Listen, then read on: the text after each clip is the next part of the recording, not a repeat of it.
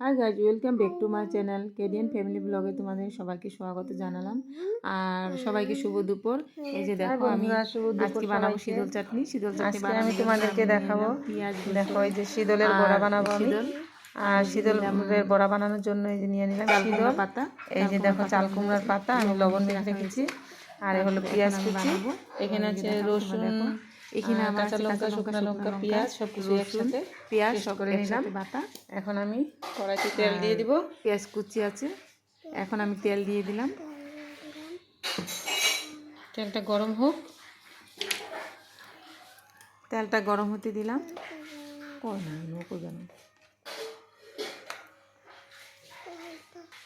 তেলটা গরম হয়ে গেছে, এখন আমি দিয়ে দিব এই যে পেঁয়াজ কুচি। তারপরে দেখো তেলটা গরম হওয়ার পর আমি পেঁয়াজগুলো এখন লাল করে ভেজে নেব। আর এদিকে দেখো কুমড়া পাতাগুলো আমি আবার ধুয়ে নিলাম, লবণ মাখা আছে তার জন্য। কুমড়া পাতার একটা খুবই আচরিত লাগে আমার, পাতাটা লবণ দিয়ে কুচানোর পরও হয় না। যাই হোক, তারপর পেঁয়াজগুলো আমার লাল করে ভাজার পর আমি দিয়ে দিলাম মাছগুলি। তারপরে মাছগুলি দেওয়ার পর আমি মাছগুলো ভেজে নিলাম। তারপরে দিয়া মাছগুলো আমার হয়ে গেল।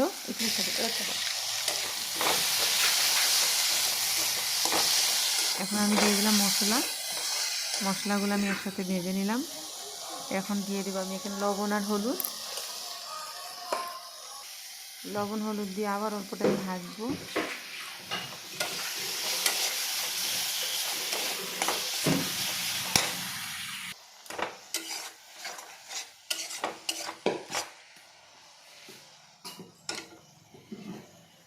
আমার চাটনিটা দেখো বানানো হয়ে গেল। চাটনিটা বানানো হয়ে গেলে এখন আমি ঠান্ডা করে তারপর আমি দিয়ে দেবো, নামিয়ে নেব আগে একটা প্লেটে।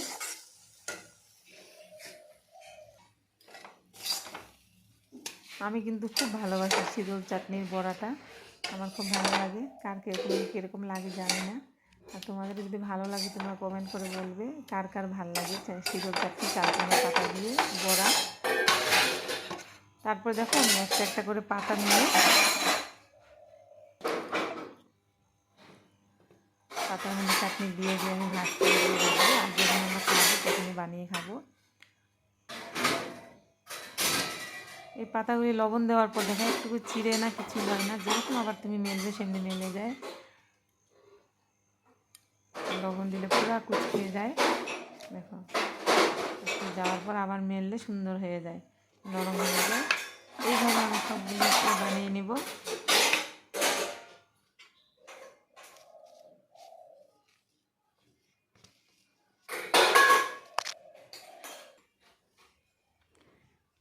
এই যে দেখো এইভাবে আমার হয়ে গেল মোড়ানো শীতল চাটনি দিয়ে।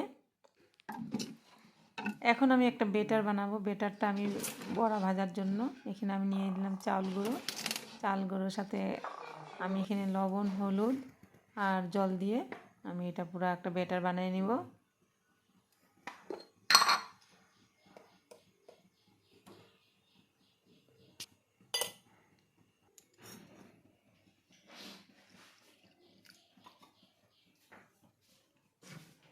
তারপর এদিকে আমি কড়াই বসিয়ে দিলাম। কড়াই বসানোর পর তেল দিয়ে দিলাম। তারপর তেলটা গরম হলো। তেলটা গরম হওয়ার পর আমি একটা একটা করে পিঠালিতে ডুবাবো আর ভেজে নিব গরম গরম। তারপরে সার্ভ করব। আর কি বলবো, আমার ভিডিওটা তোমার যদি দেখে ভালো লাগছে তাহলে তোমরা লাইক কমেন্ট করবে প্লিজ। আর এরকম শীতল বড়া সবাই বানিয়ে খেয়েও।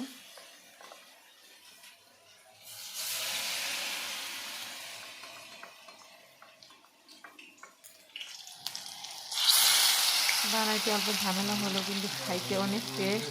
আমি অনেক ভালোবাসি, মাছ থেকেও আমার ভালো লাগে খেতে। এই যে দেখো গরম গরম লাল লাল বড়া হয়ে গেল আমার। এখন আমাদের বলছি রিমঝিম খাবে, রিমঝিম তো খেতে পারে না, এত ঝাল।